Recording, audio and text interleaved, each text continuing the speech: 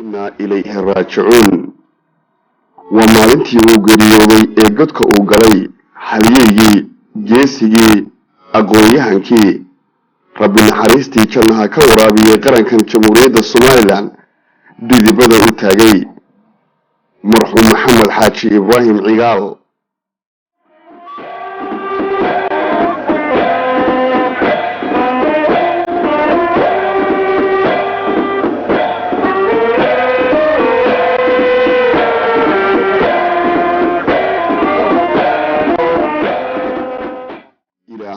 naxariistii fardowsaha ka waraabiyo iilkana neecaw gabow iyo ha ku siiya naruuro xaliyey qaran oo abaal weyn gashaday qarankan jamhuuriyadda Soomaaliland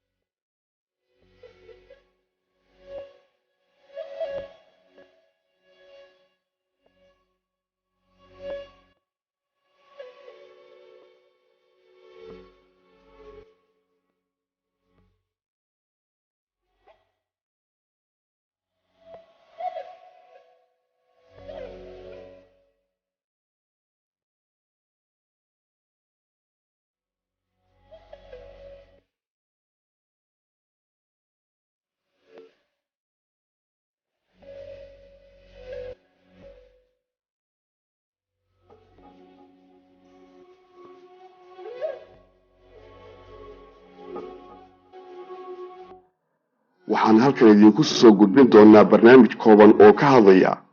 taariikhdii marxuum maxamed xaaji ibraahim cigaal rabbi naxariistii fardowsaha ka waraabiyo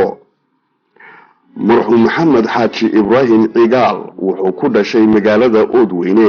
sanadkii 1929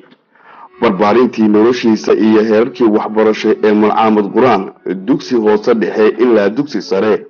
wuxuu ku soo qaatay magaalooyinka Burco Berbere iyo degmada Sheekh marxuum maxamed xaaji ibraahim cigaal wuxuu waxbarashadiisii heer jaamacadeed ku soo qaatay wadankaasi Ingiriiska marxuum maxamed xaaji ibraahim cigaal ilaahay naxariista jannaha ka waraabiyo waxa aanu arday baan wada ahayn markii ugu horeysay aanu isbaranay magaalada London 1954 isna wuxuu ku jiray jaamacad anna markaas baan England la igeeyay maalmahaas markaan 2-3 bilood joogay ayaanu isbaranay maxamed xaaji ibraahim cigaal min yaraantiisii wuxuu ahaa horta dadka aad iyo aad ilaahay maskax siiyay aragti dheer leh jecelna umadiisa isaga oo yar markaan isbaray 1954 sanadkii ku xigay bartamihiisii ayuu Allah yarxamo aabihii faalis ku dhacay si degdeg ah wadanka u soo galay uu ugu soo noqday dalkii Somaliland laga bilaabo waqtigaas markii wadanka yimid waxay ahayd waqtiyadii dalalka Afrika ay xornimada qaadanayeen laguna magacaabo taariikhdii waqtigaas neecawdii xorriyadu ay Afrika soo galeysay wadanka markii uu ku soo noqday aabihii xaaji ibraahim cigaal Allah yarxamo uu geeriyooday waxa uu doorbiday ama waqtigiisii uu intii badneed uu horay inuu siyaasad u galo baayac mushtarkii iyo xoolihii iyo wixii uu xaajigu lahaa aabihii lahaa oo aad u badnaa waxay kaga baxeen isagoo oo ka jeestay xagga siyaasadda waqtigiisii uu sii horay xoolihii uu ka dhaxlay aabihiina in badan uu isticmaalay inuu xorriyadda siyaasadda xisbiyada uu wax ka qabsado marxuum maxamed xaaji ibraahim cigaal wuxuu noqday siyaasi hawlkara oo ka dhex muuqda marxaladii iyo wacdigii waqtigaasi lagu jiray waqtiga dhulka Soomaaliland waxaa ka aloosnay dabayshii xornimadoonka isagoo oo sanadkii 1956 loo doortay xogayaha ururkii xornimadoonka ingiriisku mu jeclaysan in nin madaxa taagaya aqoon intay lahaayeen in la eg na wataa inuu la tartamo may jeclaysan way xidheen ingiriiskii baa xidhay may jeclaysan in Somaliland inay ka xorowdo laakiin xidhidii kamay joojin hamigiisii ahaa inay Somaliland ay xornimadeeda buuxda qaadato markii dambe waa tii ay ingiriiskuna uu aqbalay oo wax umadu doonayso ay qasab ku noqotay inay yeelaan waa tii markaa loo dhiibay watii la sameeyay local government kii lajko la oran jiray madaxdii madax dhaqameedyadii la isu keenay xisbiye iyo waxa la sameeyay isagina markaa madax looga dhigay inuu hogaamiyo dawladda ingiriisku u dhiibi doonto marka ay ingiriisku uu ka tago calanka ingiriisku markuu dego dawladda loo dhiibaya waxa tii madax u ahaa marxuum maxamed xaaji ibraahim cigaal maxamed ibraahim cigaal الله نحرسته سياسيين تقوى وين Somaliland بوها مركي دمبنا وحوها Somali با سياسي وين حق علمك أما تعليمته أما السياسة هان أيوها مل والبنا ولا يقيني Somali أردن Somali لان كلن كشلاد NFD أدون كودن بايقيني محمد حاج إبراهيم قال الله نحرسته sanadkii 1960kii bishii labaad waxa uu marxuum maxamed xaaji ibraahim cigaal iyo dawladii wadankaasi ingiriisku ay kala saxeexdeen in 26 Juun ee 1960 lagu dhawaaqo xornimada iyo madax banaanida jamhuuriyadda Soomaaliland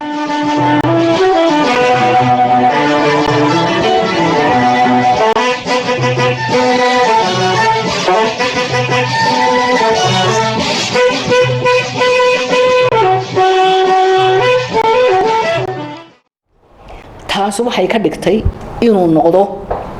madaxweyne Soomaaliyeed ee kii ugu horeeyay inuu noqdo oo wadan xor ah oo isticmaar ku jirin ka xora isticmaar ka xora maxmiyad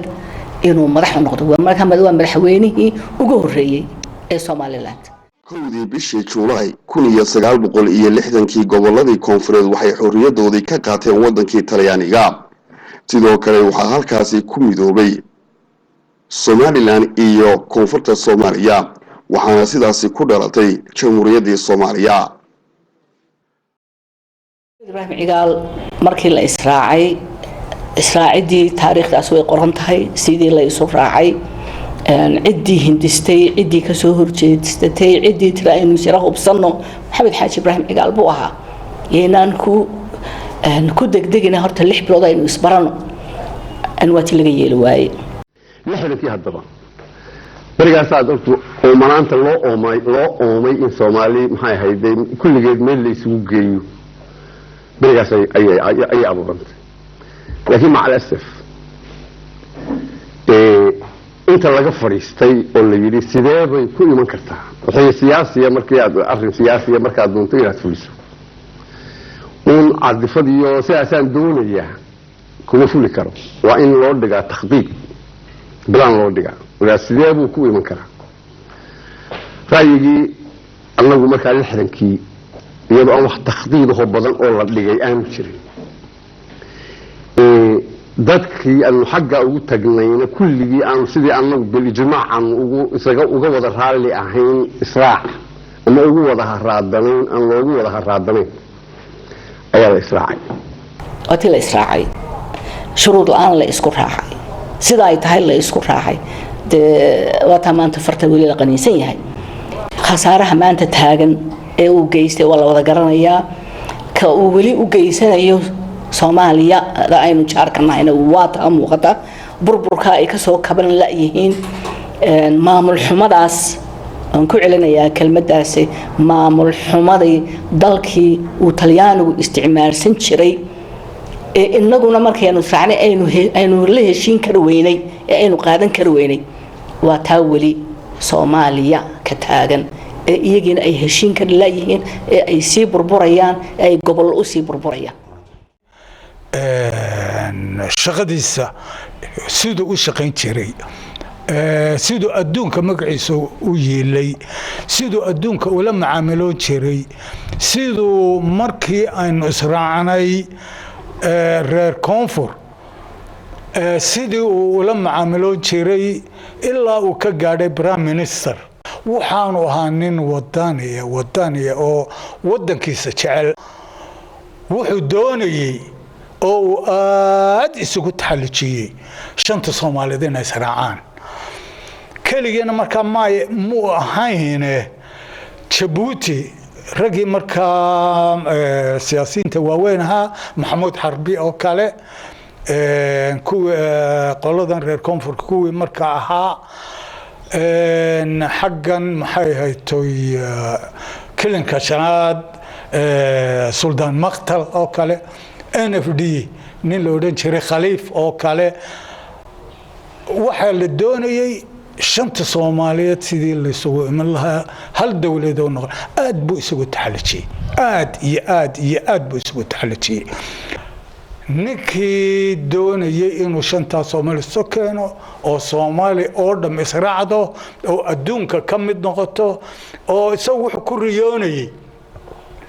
ama madaxa ka noqdo ama cid kale ba ka noqotee shanta Soomaaliyeed oo mida oo dawladaha adduunka ugu waaweyn ugu dhaqaalaha badan ayuu doonayay horta inuu ka dhigo waxaana la soo dhisay dawlad uu madaxweyne ka yahay aadan cabdulla cismaan aadan cadde waxaana marxuum maxamed xaaji ibraahim cigaal loo magacaabay xilal kala duwan oo 1960 ilaa 1962 waxa uu ahaa wasiirkii wasaaradda gaashaandhigga 1962 ilaa 1963 waxa uu ahaa wasiirkii tacliinta markii la israacay wasiirka difaacu noqday markii uu wasiirka waxbarashada uu noqday uu adkaysan waayay maamul xumadii meesha tiilay musuqmaasuqii meesha yeelay dawlad xumadii iyo xaq daradii iyo gardaradii waliba dadka Soomaaliland ka soo jeeda loo geysanayay waliba dhaawac weyn waxa sii geystay inqilaabkii dhicisoobay 1961 bilowgii waa la xan ka galay bilowgii ayaa la xan ka galay oo labadii actadi unionadii aanu ka baalagu ka fulinay Hargeysa xamar laga fulinay mid goonay ayaa laga fuliyay marka dadka looyaradii waxay yiraahdaan juridically yani sharciyan marka loo eego dalba isma raacin sharci ma dhicin waayo waxay wax la wada baas gareeyo qaynuun qura oo dalka isku mid ah isku xidhay in la baas gareeyo qaladka anigu markii hore ee aan meesha raacnay laaxin baa galay qalad muu ahayn laaxin baa galay laaxinkii dhahan ka qarsanay waa jirtay mar aan baarlamaanka nidhi maxay hayday xagga ka sheegnaa nidhi war wixii laaxin baa jira laga saaro laakiin oo muddo la isku hayay la isku hortaagnaa laakiin waa la iska liqay taas labadii dalin ay israaceen baa loo ictiraafay labada geesoodba 30 sano waatii la wada jiray waxaan maalin ku iri war nimankan aad berigii aynu u galay heshiis maxaynu la samaysanay wuxuu igu jawaabay war markii aanu tagnay nimankanaba diyaarba nooma yahayn buu yiri niman israac doonaya iyo niman yani waxaaba inaan u nimaadno guudka nooga baxaan oo ayna xukuntaan oo wadan qaba way doonayaan laakiin ma inay kula qaybsadaan laba wax haw fadhiin buu yiri waana taan la murar dilacay buu yiri power wax la yiraahdo kuma ogola iyo kuna suma ogola lacag wax la yiraahdo finance ama dhaqaale adigana kuma ogola iyo kuna suma ogola marka de labada meesha aan lagu ogolayn de wax ku yaala ma jiro nimankan waxaan ku heshiinay buu Umar waa ku sheegayay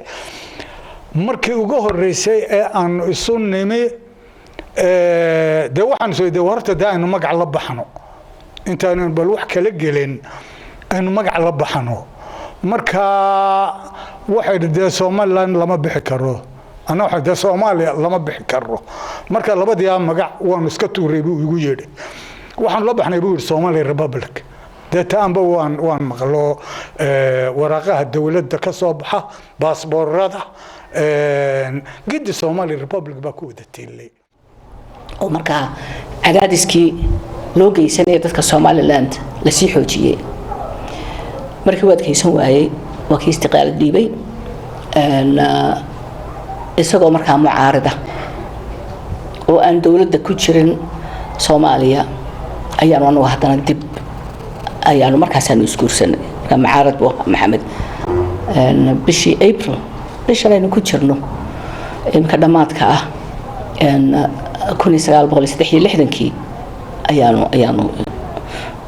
isguursanay maxamed intaas oo dhan taariikhdaas waan garanay maxamed marnaba shaki ayaanu cidna ka gelin inuu maxamed ummadiisa jeclaa iyo in kale aad buu u jeclaa markii la soo doortay dawladdii cusbayd ee madaxweyne Cabdirashiid Cali Sharmaarke waxaa Maxamed Xaaji Ibraahim Cigaal loo doortay ra'iisul wasaarihii dalka Soomaaliya oo uu ahaa 1967 ilaa 1969 waa mid jirta wuxuu ahaa prime minister wanaagsan buu ahaa oo karti badan leh xiriir badan dalka uu sameeyay taasaa kaliftay in markaa ruushku uu jeclaysan nin madax u ah dal Soomaaliyeed oo u janjeero xagga qarbiga taasoo ku dhintay ruushku gacanta u siiyay maamulkii Siyaad Barre ee shuuciga uu ugu beeray ummadda wuxuu kala baxsanay Maxamed Xaaji Ibraahim Cigaal iyo maamulkiisii xagga qarbiga u janjeeray awoodiisii oo dhan baa wuxuu saaray shanta Soomaaliyeed oo mida oo adduunka la tartamaya laakiin se wisuuroobay buu weyday waxaana fashiliyay reer Soomaaliya ayaa fashiliyay isagu wuu dadaalay laakiin se dawaynu garanaynaa oo Soomaaliya nimankan Soomaaliya iyo ku shan Soomaaliyeed iyo male waxa ma yaqaanin iyo waa ama ku cunay oo ku xukumay ama ku rasaasay wax kale oo yaqaan ma jira marka aad buu Maxamed Ibraahim Cigaal uga sheekay bishii Oktoobar ee 1969 waxaa la dilay madaxweyne Cabdirashiid Cali Sharmaarke nasiib darro waxaa dalkii ka dhacay inqilaab amaba afkambi military oo uu hogaaminayay Maxamed Siyaad Barre marka yani wuu ka xumaa positionkii uu isagu doonayay wuxuu doonayay iyo wixii meesha kaga yimid Soomaaliya wixii kaga yimid inay dadkiisii war dadkayga iyo dalkayga aan u geeyay waxay gaadhay buu yiri in askariga jooga xamar ama gaalkacayo ama maxay to Kismaayo inuu lacag bixiyo in Soomaaliland loo soo hargeysa ama berbera loo soo bedelo lacag buu ku bixin jiray in labada loo soo bedelo taasina maxay ahaydaan ogaanay markii dambe dhaqaale ay ka samaysan jireen meesha rajiimkii Maxamed Siyaad Barre waxa uu isla markiiba qaaday tallaabo qalabsan oo ka caraysiisay isla markaasina soo nooleysay dulmigii ay tirsanayeen shacbiga Somaliland taasi oo ahayd inuu xabsiga u taxaba marxuum Maxamed Xaaji Ibraahim Cigaal muddo kadib rajiimkaasi waxa uu xabsiga ka soo daayay marxuum Maxamed Xaaji Ibraahim Cigaal iyadoo loo magacaabay danjirihii waddanka Soomaaliya u fadhiyay dalkaasi Hindiya markale waxa rajiimkii uu xabsiga u taxabay marxuum Maxamed Xaaji Ibraahim Cigaal oo muddo dheer u xidhnaa taliskii Maxamed Siyaad Barre kaligii taliya Maxamed Siyaad Barre wuxuu bilaabay cadaawad cabudin iyo tacadi gooni u ah shacbiga Somaliland oo marag ay u tahay xaligii marxuum Maxamed Xaaji Ibraahim Cigaal طبعا ده حريقيسي واد قرنايسان مددي دheeradu xidhan wad garanaysaan laakiin se marnaba kamay dilin wadan jaceylkiisii uu caroon kar lahaa iskaga tagi lahaa ana wadankii aan naftayda u horay in xoogayga u horay ee haddana iyagu abaalguday xadhig iyo xumaan uu yeeli kar lahaa oo qof intaa ka maskax yaray ee uu iskaga fogaan lahaa adduunka meeshuu tagaba si weyn baa loo soo dhaweyn lahaa laakiin se wuxuu gartay in waqtiga ay ugu jilicsanaayeen inuu u yimaado da'diisuna weynaatay wuu isku dayay in Soomaalidu bal hadda yara heshiis hadda bal waan lagu daray Djibouti 1 Djibouti 2 Djibouti 3 intaba wuu jiray wala isku dayay laakiin se marba laga qoostaa wax markay dhintaan intay sii neefsanayaan waxa sida armo qofkaas waxa ka soo kabmay oo ka soo bogsada laakiin se markay joojiyaan naf inaan ku jirin la arko waa in markaa la tashada 1981 waxaa lagu dhawaaqay ururkii halgankii hubaysnaayay SNM rajiimkii Maxamed Siyaad Barre waxa uu ku dhawaaqistay ururkii SNM kaga jawaabay in uu kor u qaado oo uu libilaabo dagaaladii cabulintii tacaddigii iyo xasuuqii uu ku hayay shacbigii Jamhuuriyadda Soomaaliland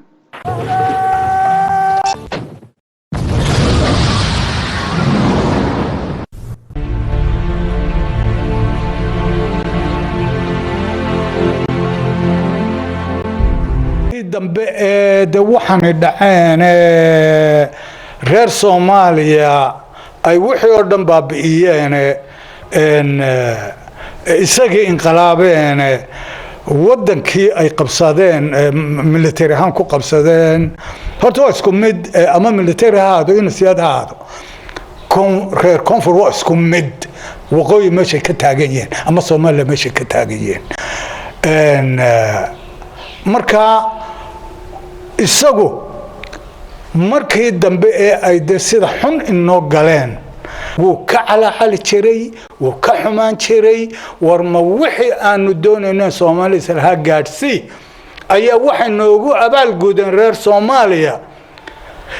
inay wadankii Soomaaliland ee raacay ee aan anugu madaxda ka ahaa ee ummadii oo dhan aan soo hogaamiyay Soomaaliland ee aan Soomaaliya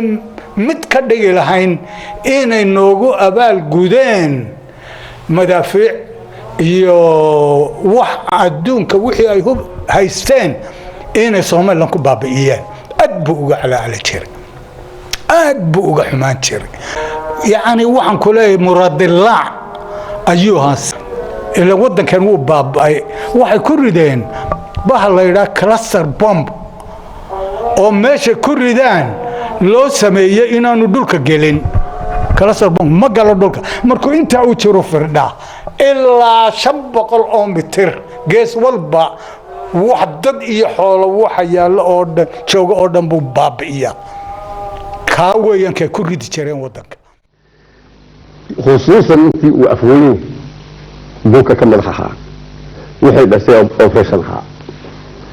waxa jiray dalka Soomaaliland la yiraahdo 500 oo kamid ahaa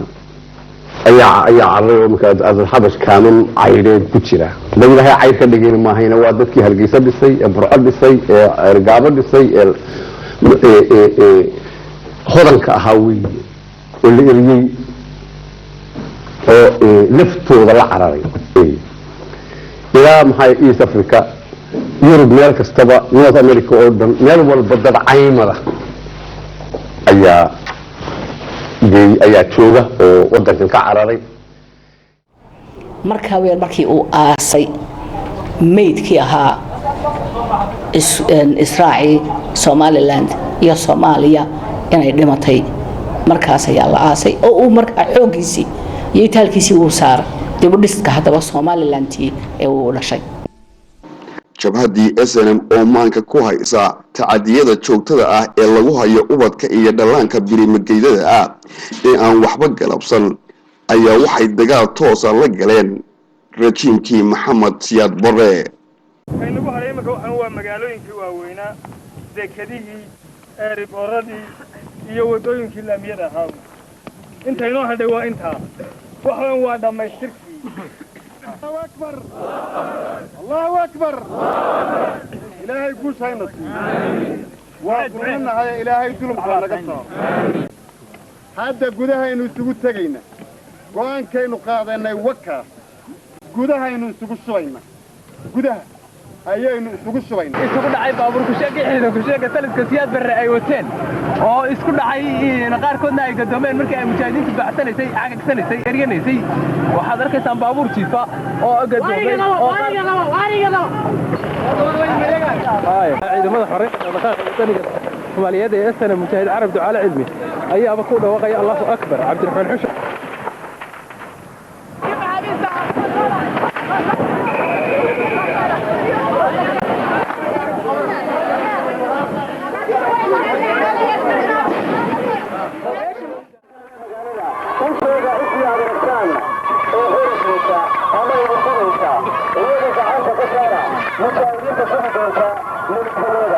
ururkii hubaysnaayay SNM waxay aakhirkii ku guuleysteen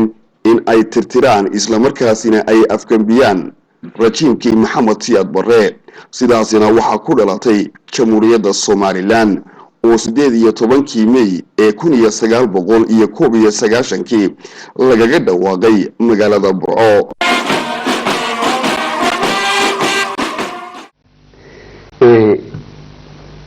waxaan goostay dadku inuu kala goo markii aan arkay dadkii reer waqooyi oo tashanaya oo tamar leh oo waxay dhexdooda yiilay shalay dhalay ka noqday xalay dhalay ka noqday oo maamulanaya dalkoodii iyo dantoodii saasaan ku dhisnay inaynu waqooyi gaar isu taago gaarkiisa isu taago waanu koofu raacin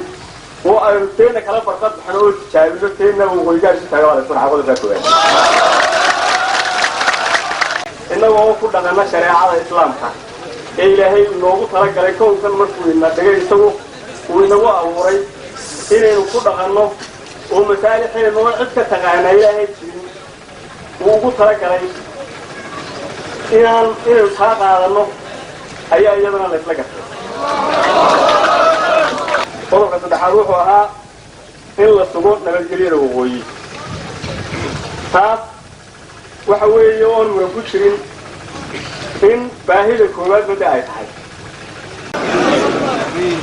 qodobka afraad wuxuu ahaa in si dhaqso ah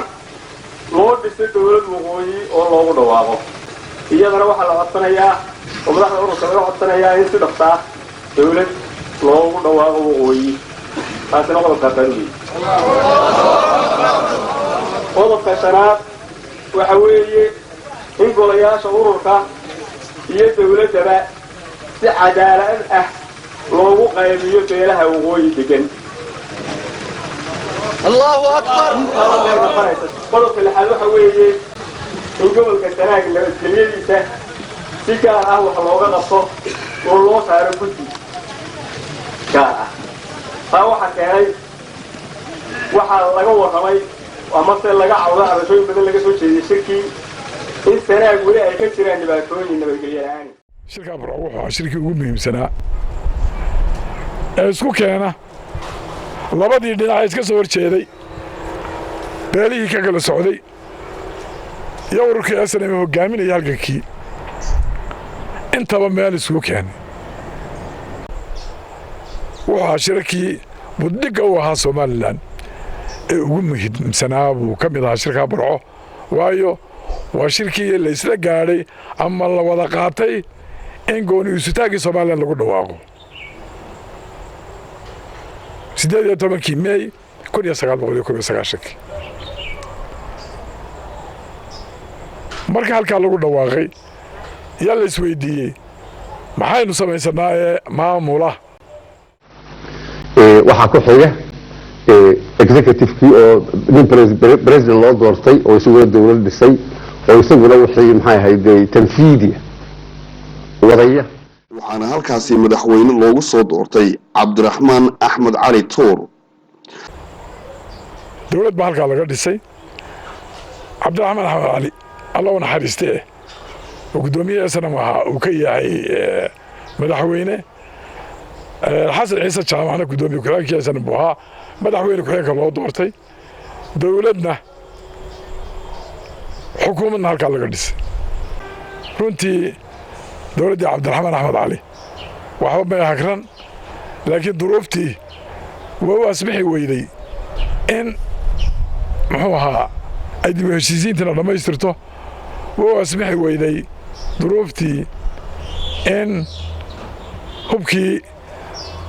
xukuumadda lagu soo wareejiyo waa u asbixi weyday in ilihii dhaqaalaha waaweynaa xukuumadda lagu soo wareejiyo runtii halkaa waxaa ku dhammaadeen 2 sannadood oo SNM madax ka ahayd dalka oo dastuurkeedana ku qornaa oo ahayd 2 sano markay dhammaato in dadweynaha xukunkii lagu wareejiyo waxaa ku xiga dowladnima loo haraadan yahay dalka in la dejiyaa baa la doonayaa dadku aniga aana ii danaynaynin ay iyagu danaysanayaan oo dhulkii dib loo dhiso dadkii maqnaa in la soo celiyo caruurtii in iskuul loo helo cusbitaaladii in dawo loo helo dadka iyagaa danaysanaya marka dowladnimaani waxa ay ku gaari kartaan baa niyadooda gashay marka waa ka raalli wax u shaqaynaya hadday helaan dowlad u tacbayso u socota hadday helaan waa ka raalli waa la doonayaan marka yani wuxuu isagu marka awoodiisa oo dhan saarayay sidii Somaliland oo dhan ka ugu bareeyay iyo ka ugu galbeedaya Somaliland ay mid u noqon lahayd oo wax walba la qaybsan lahaa dawladda la qaybsan lahaa dhaqaalaha la qaybsan lahaa maxay tahay powerka la qaybsan lahaa haddii nin madaxweyne ah la oran lahaa wadankiisa iyo dadkiisa iyo dalkiisa ayuu u daacad yahay horta waa ninka haddii aan soo cadaalad ummadiisa uu ku hago isagu runtiina waa runtay laakiin waxaan filaynaa haddii uu noo fulo oo ilaahay noo meel mariyo alla nala qabto wax walba ilaahay ayaa maxay ahayd amarkeeda leh dalkayga markaan dhammaysano ee dawladda dhisno imika yani waa bilqasab ku imanaya dan baa keenaysa waa la isku danaysanaya markaas waxa ka horeeya haween dalkii dhisno marka waxaan filaynaa haddii aanu anagu ka soo baxno shaqadayadii oo dalkii la arko inuu dawladdiisii gacanta ku hayso oo dhisan yahay inuu looga bari maayo markaas uu yeedhi intay hadleen malaa'inu siraacan oo ma baxaysa war wuxuu yidhi qalbigii wanaagsanaa ee aanu idinku nimi Soomaaliya ay toosay isku ruuxsana toosay isku tiirsada markaana la haydeenaynu soo yaacanay wixii aan nagu samayseen baa naga baabiyay taa waxba aan noogu dhawaaqina ayuu odhan jiray niman aan la yaabo oo maanta ka madaxa muqdisho madax ka sheegta oo cid ka madax ma jirto madax ka sheegta ayaa waxa yiraahdaan israaca Soomaaliyeed muqaddas way kelmadda muqaddaska ay garanayaan u mareeyo waxay tahay muqaddas waxa weeye wax dhowran oo ilaahay loo nisbeeyo oo nadiif weey ninka muqaddas ku sheegay waxa maanta Soomaali dhex maray waxa kala kaxeeyay waxa kala dilay ninka muqaddas ku sheegay muqaddas aan garanayna xalaal waxay tahay